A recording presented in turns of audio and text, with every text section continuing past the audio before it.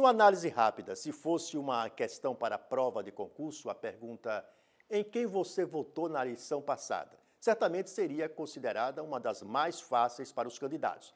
Pois bem, a realidade não é bem assim, porque pesquisas indicam que um grande número de brasileiros não lembra em quem votou na eleição que passou. Acompanhe na matéria.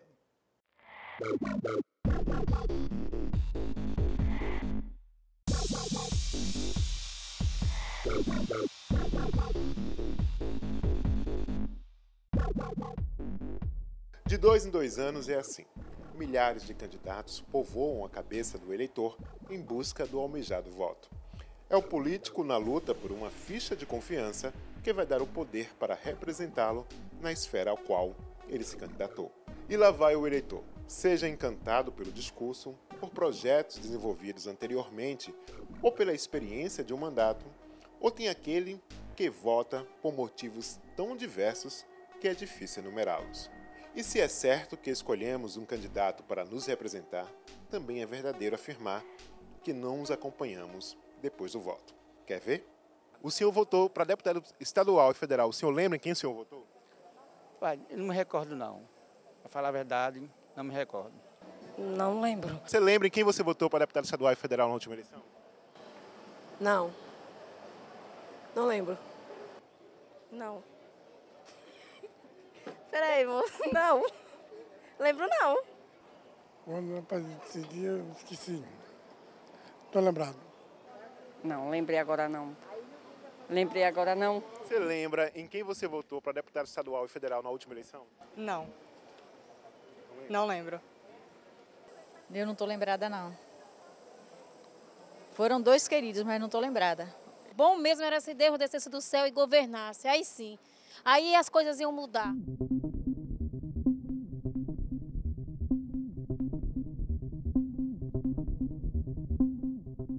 O que explica em grande medida essa falta de memória, essa memória recente de quem nós votamos, não sabemos em quem nós votamos tão recentemente, é porque o povo brasileiro tem essa carga histórica ruim. Se você pensar bem, nós só temos 30 anos de redemocratização. Há 30 anos atrás, nós vivíamos ainda num processo ditatorial.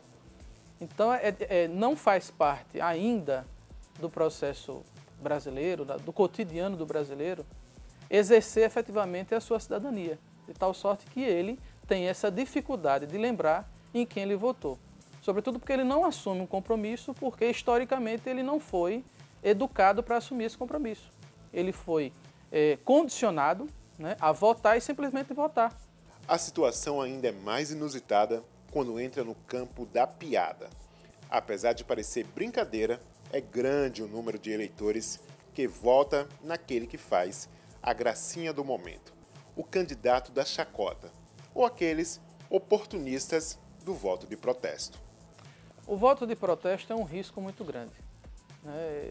Exceção feita ao palhaço Tiririca, que surpreendeu muita gente, né? Porque o palhaço Tiririca foi um voto de protesto, mas eu acho um perigo.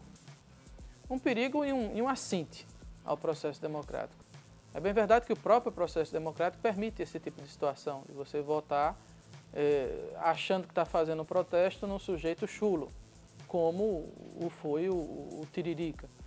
Mas eu não vejo positivamente o voto de protesto, né? Até porque, respeitando quem toma esse tipo de decisão, para mim votar nulo, votar branco, ou votar em alguém hilário, cômico, como Tiririca, para mim não ajuda no fortalecimento do processo democrático. O que ajuda é a liberdade de votar. É acabar com essa história de voto obrigatório para que o sujeito se sinta à vontade, plenamente livre para ir para o processo eleitoral e escolher quem ele quer.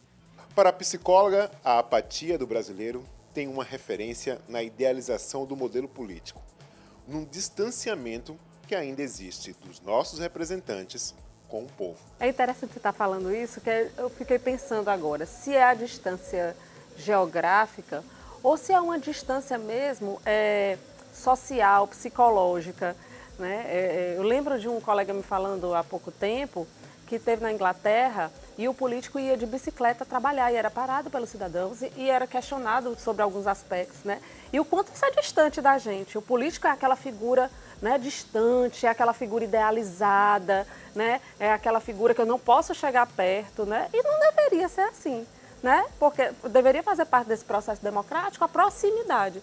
E eu acho que é muito mais uma proximidade social e psicológica do que geográfica. Eu acho que a gente ainda tem esse distanciamento. É uma figura meio mística, meio, né? Uma figura meio idealizada, de poder, muito distante de mim. E eu não posso ter acesso a ele, né? Então, eu acho que está muito mais ligado realmente a essa distância psicológica e social do que necessariamente geográfica. Neste momento que o país discute a importância de uma reforma política, algumas questões precisam ser ponderadas para que efetivamente exista uma aproximação da sociedade com a vida política do Brasil. Eu não acredito em reforma política se essa reforma política não passar pela educação política. O que é que eu entendo por educação política? O povo brasileiro precisa ser educado politicamente. Não só passar pelos bancos escolares, procurar a nível superior, procurar se instruir, ler. Mas quando eu falo educação política, é o exercício efetivo da cidadania, não apenas o ato de votar, né, de ir lá e votar, né, mas de cotidianamente exercer politicamente a sua cidadania. Isso passa por um processo de educação política. As nossas elites políticas não estão acostumadas a isso e não querem ver o povo agindo dessa forma, porque quanto menos educado politicamente, menos o povo cobra, menos o povo vai para a rua. Como agora ele está indo para a rua constantemente, então a gente percebe que está acontecendo um amadurecimento político. Aquilo que chamam de crise política, para mim, é amadurecimento político. E as instituições já estão percebendo isso. As pessoas que estão à frente das instituições estão percebendo isso e estão procurando mudar. Então, essa reforma política tão propugnada pela imprensa, pelas pessoas, ela só vai ter sentido se o povo for educado politicamente.